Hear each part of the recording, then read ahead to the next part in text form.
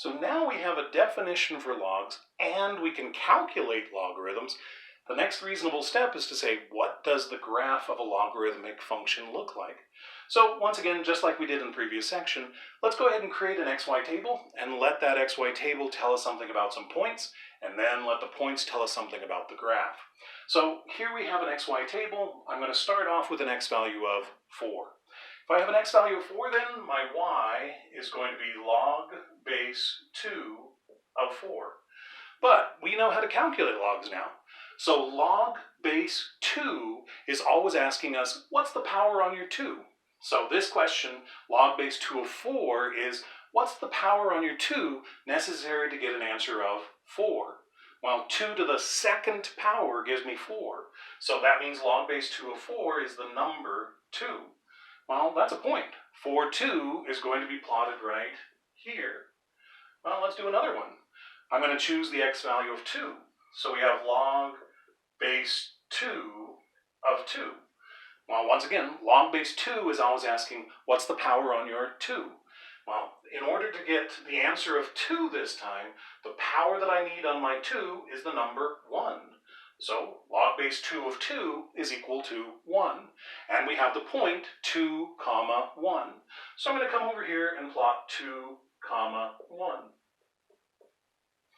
Well, next X value, 1. So we have Y is equal to log base 2 of 1. Log base 2 is once again asking us for the exponent on our 2.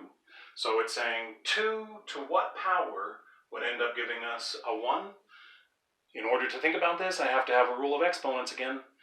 2 to the 0 power ends up giving me back the constant of 1. So log base 2 of 1 is the number 0. That gives me the point 1 comma 0 then. 1 comma 0 is sitting right there. So there's 1 comma 0. Well, how about 1/2? We would have Y equals log base 2 of 1/2. Remember that when you look at a fraction like this, we have the ability to change things in terms of where things are located by thinking about negative exponents.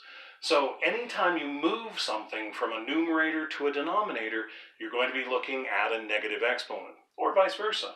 So when we think about log base 2 of 1/2, we have to ask 2 to what power is going to give us a 1/2? And in this case, we're moving the 2 from the numerator down into the denominator. In order to make that happen, we have to have a negative exponent. And in particular, the negative exponent that accomplishes this would be a -1. 2 to the negative first power is the same as 1/2. So that means I have another point then of 1/2 comma -1. Well, 1/2 comma -1 is going to be right there. Well, let's try another one, 1/4. We have Y equals log base 2 of 1/4. So once again, it's asking 2 to what power is going to give us 1/4. Well, notice two things have happened here. My 2 is in the numerator, but my 4 is in the denominator. So I know that that has to be a negative exponent. And we have a 2 that came up to a 4. So I have to think about what power of 2 would give me a 4. It's going to be a 2. So if I put those two pieces together, then I'm going to have an answer of -2. So 2 to the negative second power would end up giving me the fraction 1/4. And that's another point. So we have 1/4 comma -2. Well, 1/4 is going to be even closer to the y-axis, and we're going to come down here, and we're going to have one more point. So now, as you look at these points then, again, what you want to notice is that this world of logarithmic functions steals places from worlds similar to polynomials and a world similar to rational expressions. So on this right-hand side, you're going to notice that we're going up forever to the right. So that's going to behave kind of like a polynomial. Now, it actually grows slower than polynomials, though. So it does go up forever, but slower than a polynomial. And then over on the left-hand side, we're actually doing something similar to a rational expression. We're going closer and closer and closer to the y-axis. If we're closer and closer and closer to the y-axis, that means we have another asymptotic behavior going on here. And in particular, we have a vertical asymptote. So we have a vertical asymptote of x equals 0 for this function. So let's go ahead and see what we see then. So we'll draw our graph here.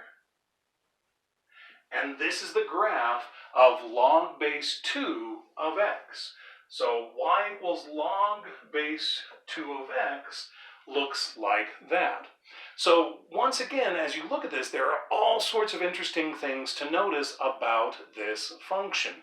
So first off, notice that we have this vertical asymptote, and we've seen that graphs don't cross vertical asymptotes. So this graph will actually never go over into the second quadrant or into the third quadrant. And the other things that are interesting to note, it goes through the point 2, 1, it goes through the point 1, 0, and let's put one more over here on the graph itself. We're actually also going through 1/2, -1. Other things to note, it's always increasing where it's defined. So all of those things are interesting to note and interesting to generalize. So these are the things that are happening with log base 2 of x. But what would happen if I had log base 7 of x? Well, I still go through the point 1, 0, but instead of 2, 1, log base 7 of x would go through 7, 1. And instead of going through the point 1/2, -1, it would go through the point 1/7, -1. So let's go ahead and generalize this for any a value that happens to be greater than 1. So if I have any old function, y equals log base a of x, where a is greater than 1, I'm going to have this same basic shape. It's going to go ahead and look like this. And once again, let's go ahead and bring forward some of the interesting items. I know that I'm going to have a vertical asymptote, and that vertical asymptote is going to be x equals 0. I know that I'm going to go through the point 1, 0 on every logarithmic graph before it's been shifted, stretched, or reflected. And then we have a point over here. It was 2, 1 when it was log base 2. So over here would be a, 1. And 1/2, -1 would be equivalent to 1/a, -1. So once again, what I've done, similar to what I did back in the previous section, is I've listed 6 interesting pieces of information to note about this general world of logarithmic functions where your a value is greater than 1. So you'll want to go ahead and read through all 6 of those items. The final comment that I have is that there's also in the lower left-hand column a little statement about what would happen if your a value wasn't greater than 1, if that a value is between 0 and 1.